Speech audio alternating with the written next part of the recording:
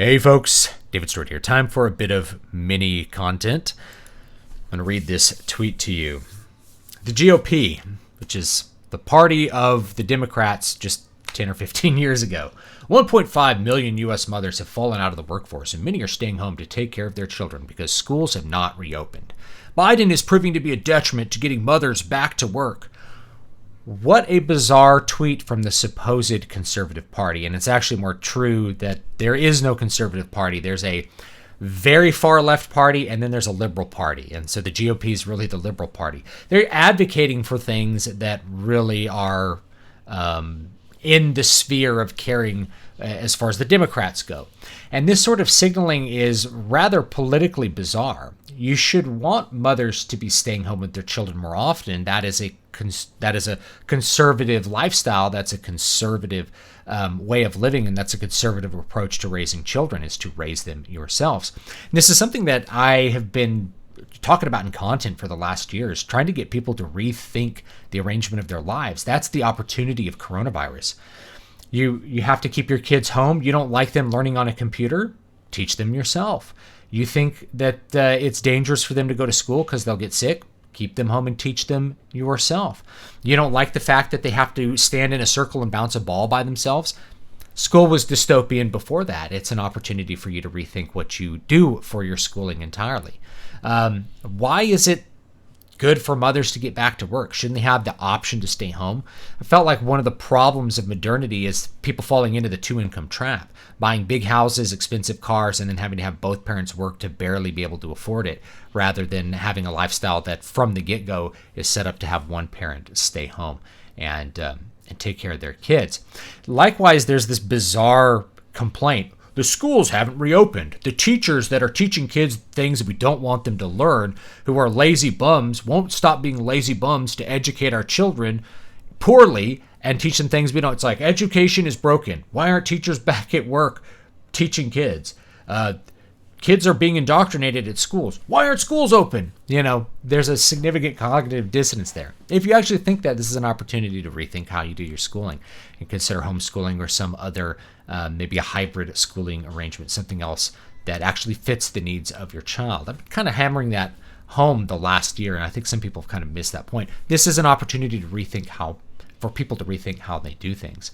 And it's also rather bizarre, this kind of take, because this is the same rhetorical thing as like, they're the real racist, we're the least racist ones. It's like, the Democrats, how much time do they spend signaling to Republicans? Virtually no time. They have a different strategy for gaining voters, which is to import them. So why is the GOP spending a bunch of time trying to out-Democrat the Democrats? Why are they spending a bunch of time signaling to Democrat voters that they're more Democrat than the Democrats? What a pointless exercise. You could have reframed this information that's like, we want to help those 1.5 million U.S. mothers exercise the option to stay home and raise their own children in the future as our economy recovers. We want our country to be set up so mothers can stay home with their children. That would be a much better take, rather than we need to get moms out of the home and away from their children and back in the workforce. And if we're talking a little bit more cynically, both parties view two-parent households as economically important. It's the idol of the economy. If both parents are working, that raises GDP, even though it's not making them significantly more wealthy, because they lose money in things like daycare and buying and operating and maintaining second cars and things like that. There's not a huge increase in wealth to the family, but there's a big increase in GDP because you have a second person working. That second person stayed home and they chose to save a lot of their money by having a different lifestyle. For instance, instead of taking their clothes to the dry cleaner, they wash them themselves. That reduces GDP, not just by having that person missing from the economy where they're trading money, because this is all really about velocity of money. At the end of the day, that's why people are like, they worship at this idol of the economy that tends to revolve around money velocity. But the woman stays home and isn't engaged in trading her labor for money, but is also saving money in other ways, making, washing her own clothes instead of taking them to the laundromat because she doesn't have time to wash the clothes because both parents are working.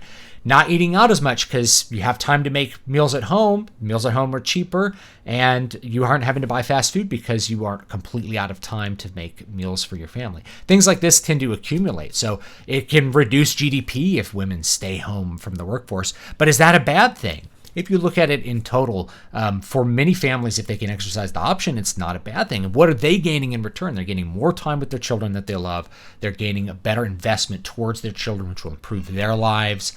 They're gaining lots of things by choosing to stay home and reduce the GDP. They're not going to come out and say that too often, but every so often the mask will slip and you'll have somebody talk about the idol of the economy, that if women stay home, then it hurts the economy because not enough people are working. Stop and think about that for a minute, what that actually means. Anyway, thanks so much, guys. I'll see you next time for the next little piece of mini content. Have a great one.